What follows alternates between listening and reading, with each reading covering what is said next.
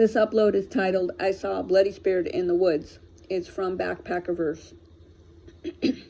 Nothing is more terrible than losing a loved one. Everyone knows that.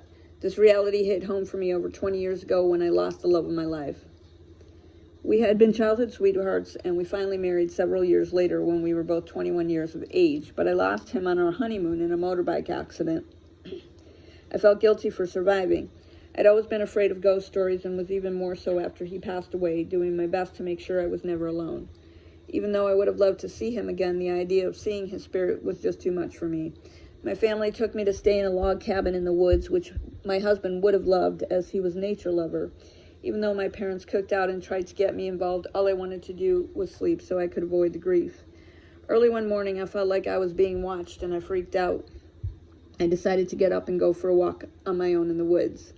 Seeing the mist put me in a dreamy frame of mind and I wandered along in a trance. I tried not to think about my husband and the feeling I had when I woke up, but the sensation hit me again as I approached the top of the first hill. Not knowing what to do, I stood still and looked around, totally confused. My hair prickled and my blood froze when I saw the apparition of a woman in a crimson dress further up the trail. I gasped when I realized her dress was totally soaked in blood. I'd smelled the blood, but put it down to being in the woods. She kept her head bowed as her long black hair seemed to blend into the dress and the blood continued flowing onto the ground around her. I could hear quiet weeping and sorrowful moans. I started to slowly step backwards, but she floated closer towards me with each step I took. Shaking with fear, my mind scrambled to figure out what to do. Then the woman slowly looked up from under the long strands of hair hanging over her face. I saw large, dark eyes staring at me with her scarlet lips trembling as she wept. When she brought her hands up to clasp together against her chest, I saw that they were covered in blood.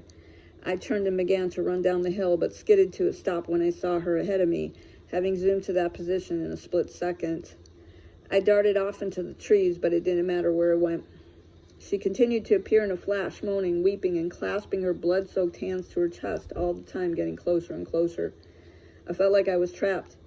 I raced away one more time, and she materialized directly in front of me, now reaching her hands out and drawing me in for a deathly hug. I screamed as I felt her cold, wet body squeezing me to her, feeling the blood seeping into my own clothes and smelling the scent of death all around me. Her hideous face was only centimeters away from mine. I yelled, "What do you want? Please let me go." I pulled away from her as hard as I could. She looked into my eyes and chilled my breath as I panted in blasts of cold air. She spoke telepathically to me as I didn't see her lips move apart from trembling. "I will let you go if you let him in." She leaned in and planted a cold, bloody kiss on my cheek. Somehow I knew what she meant, and I struggled a little more until it dawned on me that the only way I could get away from her was to agree. "Okay, I will. Just let me go." In an instant, she vanished, and I was left on my own, or so I thought. I turned around and saw my husband there, surrounded in a golden halo and smiling with his arms out. I ran to him and felt his arms wrap around me. Sobbing into his chest, I cried out, "How is this happening?"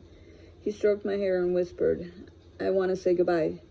She brought us together through her own grief. After the long goodbye, he vanished, but I saw the woman smiling through her own sadness. She slowly started moving further and further away, just as she had approached moments earlier. I felt an overwhelming sense that she was still profoundly sad, but felt happy that she was able to give us what she had longed for, just one more moment with a loved one who had passed away.